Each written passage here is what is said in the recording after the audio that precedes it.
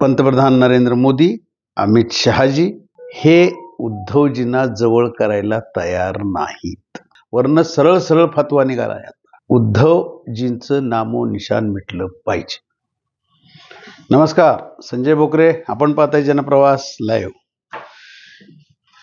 स्थानिक स्वराज्य संस्थांच्या निवडणुका आता लवकरच लागतील अशी परिस्थिती आहे. ओबीसीच्या बाबतीतला निर्णय सुद्धा प्रलंबित असला तरी तो सुद्धा लागून जाईल.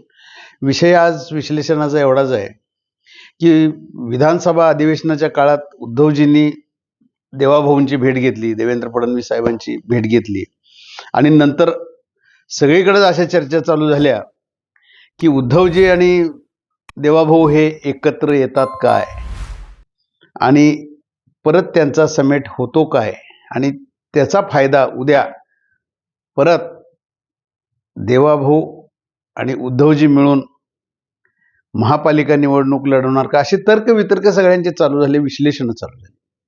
पण आत्ताची खरी बातमी अशी आहे की दिल्लीश्वर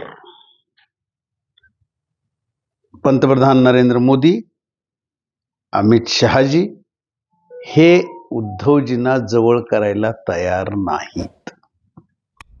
त्यांनी जी भाषणं केली, उद्धवजींनी जे आरोप केले, शिवसेनेनं जे भडीमार केला, लोकसभा निवडणुकीत विजयश्री आल्यानंतर महाविकास आघाडीनं चौफेर हल्ले चालू ठेवले, मोदी साहेबांच्या बाबतीत काय काय झालं हे सगळं अजून ते डोक्यात आहे त्यांच्या, असाच अर्थ निघतो. कारण वरनं सरळ सरळ फतवा निघाला आहे. उद्धवजींचं नामोनिशाण मिटलं पाहिजे.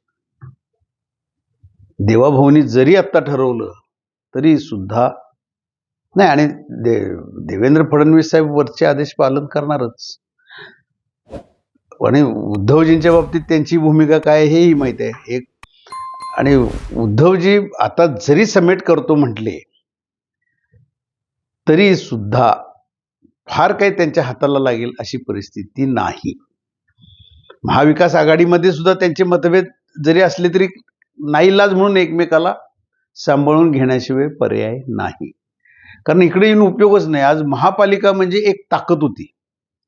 आज नाही म्हटलं तरी 2017 साली निवडणुका झाल्या, त्या 84 नगरसेवक निवडून आले ते त्यांचे, आणि महापालिकेत कायम शिवसेनेचं वर्चस्व ठेवण्यात ते यशस्वी शिवसेना झालेली आहे. परंतु एकनाथ शिंदेनी जशी शिवसेना सोडली आणि त्यांनी जी बाजी मारली लोकसभेमध्ये सुद्धा स्ट्राईक रेट त्यांचा चांगला आहे. एकनाथ शिंदेनी चांगल्या सीटा घेतल्या. म्हणजे खरी शिवसेना कोणाची हे विधानसभेमध्ये सुद्धा आता म्हणायची वेळ आली, आणि ते बोलतायत. शंभूराजे देसाईंनी परवा स्टेटमेंट केलं की आमची शिवसेना खरी आहे हे आम्ही सिद्ध करून दाखवले.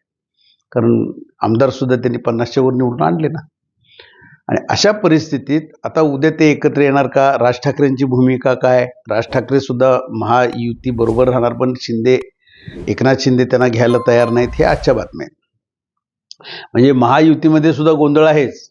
परंतु अशा वेळेला काय काय वेळेला म्हणतात ना, उद्धव आणि राज एकत्र येणार का. आता हे पुढचा काळ ठरवेल एकत्र येणार की नाही येणार. परंतु दोघं एकत्र येतील अशी आत्ता तर परिस्थिती अजिबात नाही. कारण त्यांचीही मनं एकमेकाची कशी दुखवलेली आहेत हे सगळ्या संपूर्ण महाराष्ट्रानं बघितलेलं आहे. त्यामुळे आत्ता हा फतवा फार महत्वाचा आहे, वरनं जो निघालेला आहे दिल्लीश्वरांचा. त्यामुळे जर का आदित्य ठाकरेंनी उद्धवना वाटत असेल आणि सामनानं जरी देवाभाऊंचं कितीही कौतुक केलं तरी उद्याच्या काळात बाबा महापालिकेपुरतं तरी आपलं काहीतरी साम्राज्य राहावं आणि भारतीय जनता पक्षानं आपण एकत्र व्हावं अशी मनसुबे जरी उद्धव ठाकरे शिवसेनेचे असले तरी सुद्धा आत्ता दिल्लीश्वरांच्या फतव्यानं त्याच्यावर पाणी फिरलेलं आहे म्हणायला हरकत नाही. आणि देवाभाऊ दिल्लीश्वरांचंच ऐकणार. आता विषय येतोय पवार साहेबांचा ह्याच्यात विषय नाही. पवार साहेब आता गप्प आहेत का, तर वादळापूर्वीची शांतता आहे वगैरे वगैरे म्हणतात, परंतु नाही. आणि आज त्यांच्याच काही मंडळींनी राष्ट्रवादीच्या जाहीर केलेलं आहे की आता अजितदादांच्यात ते विलीन होणार एकत्र येणार ते सुद्धा आता बहुतेक दिसत नाही. आता 2-3 दिवसातच त्यांची राष्ट्रवादी शरद पवार गटाच्या पक्षाची सगळी कार्यकारिणीची मिटिंग, त्यांचे सगळे पदाधिकाऱ्यांची मिटिंग सगळे एकत्र येणार आहेत आणि पुढची काही धोरणं ठरणार आहेत. आता एकंदर त्यांच्या बोलण्यावरनं स्थानिक स्वराज्य मतदारसंघाच्या निवडणुकीची व्यूहरचना प्रत्येकजण करू लागलेला आहे. भारतीय जनता पक्ष मुंबईमध्ये स्वतंत्र लढण्याच्या मनस्थितीत आहे.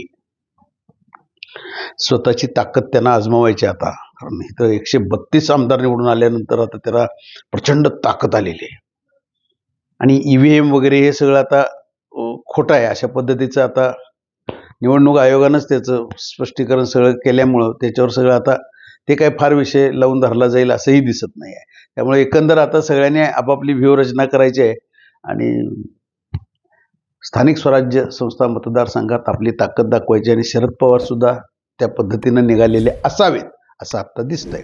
अजितदादांची घोडदौड तशीच आहे. परंतु सगळ्यात महत्त्वाचा मुद्दा उद्धव ठाकरे काय करणार.